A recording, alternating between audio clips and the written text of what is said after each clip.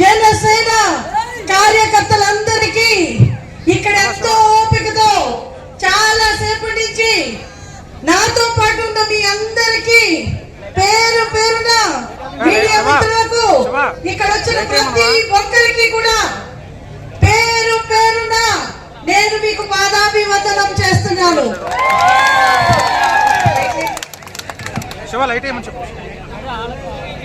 ఈ రోజు మనం చూస్తే మన రాష్ట్రంలో ఒక సైకో నేను ఒంటరిని అయిపోయాను, 3 పార్టీలు కలిసి నా మీదకి యుద్ధం చేస్తున్నాయి అని చెప్తున్నాడు. ఒకప్పుడు చూస్తే రావణాసురుడు కూడా ఒక్కడే, కానీ రాముడు తన వానర సైన్యంతో అంతం చేయడానికి పాపం పండిన వెంటనే రావడం జరిగింది. ఈ రోజు ఒక్క ఛాన్స్ అడిగాడు ఈ సైకో. ఒక్క ఛాన్స్ ఇచ్చామా? ఒక్క ఛాన్స్ ఇచ్చామా? ఓటేసాము, ఒక ఛాన్స్ ఇచ్చాము. కానీ ఏం చేశాడు? మన జీవితాలకు కూడా ఒక ఛాన్స్ లేకుండా చేశాడు. అవునా కాదా? మన బిడ్డలకు ఉద్యోగాలు ఉన్నాయా? మన సర్పంచులకి నిధులు ఉన్నాయా? ఈ రోజు మన రాష్ట్రంలో డబ్బులున్నాయా? సంక్షేమ పథకాలన్నీ నరేంద్ర మోడీ గారు ఇస్తున్నారు. 5 కేజీల రేషన్ సెంట్రల్ గవర్నమెంట్ నుంచి నరేంద్ర మోదీ గారు ఇస్తున్నారు. 2029 వరకు కూడా ఇస్తారు. ఈ రోజు చూస్తే అంగన్వాడీ కేంద్రాల్లో వచ్చేది కూడా నరేంద్ర మోడీ గారు ఇచ్చిన నిధులే. మనం చూస్తే ఇప్పుడు బెస్ట్ అవైలబుల్ స్కూల్స్ ఉన్నాయా? ఫీజు రీయింబర్స్మెంట్ ఉందా?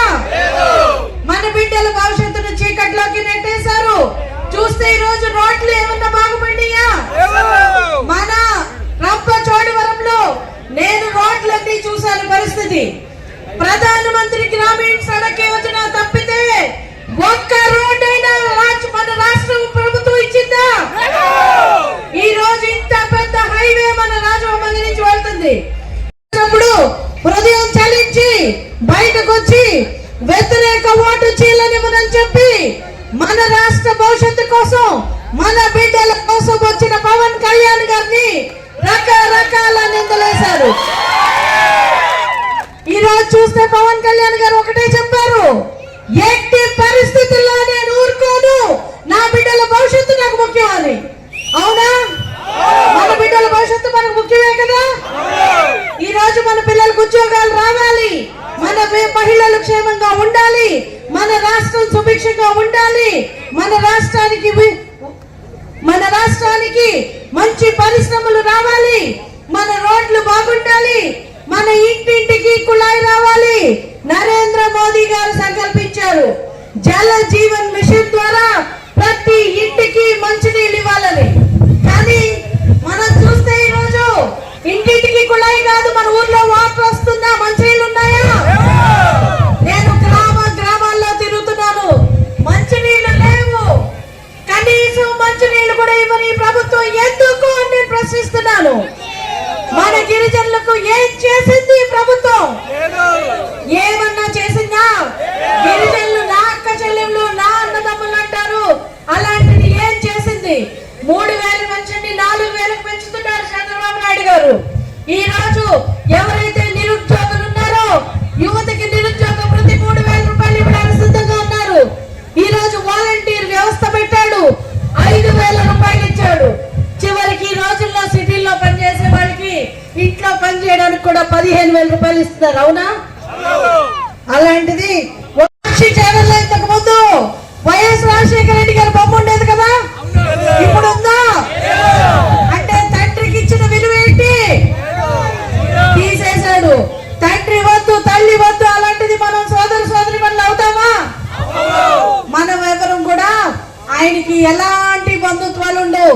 ఒకటే బంధుత్వం, అవినీతి, డబ్బులు సంపాదించడం. ఇప్పుడు డబ్బులు మూటలు పట్టుకుని గిరిజనులు అంటే చాలా లోకువ కాబట్టి వీరు బతుకులు కొనేద్దామని చెప్పి డబ్బులు పట్టుకుని ఇక్కడికి వస్తారు. మీరొక్కటే చెప్పండి, మా జీవితాలు మేము అమ్ముకోవాలి. మనం అమ్ముకుంటామా మన జీవితాలు? మన బిడ్డల భవిష్యత్తు అమ్మేద్దామా? మన బిడ్డల భవిష్యత్తు మనకు ముఖ్యం కదా. కాబట్టి ప్రతి ఒక్కరు ఈ రోజు ఆలోచించాలి. ఇందాక శిరీషాదేవి చెప్పినట్టు 6 సూపర్ 6 కార్యక్రమాలు చేశారు. అలాగే నరేంద్ర మోదీ గారు వికసిత్ భారత్ ఎట్లాగా వచ్చిస్తుందో అలాగే వికసిత్ ఆంధ్రప్రదేశ్ కోసం డబుల్ ఇంజిన్ సర్కార్ తీసుకొస్తే ప్రతి ఒక్కళ్ళ తరఫున నిలబడతారని మాట ఇచ్చారు. అనకాపల్లి సభలో నరేంద్ర మోదీ గారు మా అందరికీ కూడా ఒక సందేశం ఇచ్చారు. మీ అందరికీ ఒక సందేశాన్ని అందించమన్నారు. ఆయన శిరస్సు వంచి మీ అందరికీ నమస్కారాలు చెప్పమన్నారు.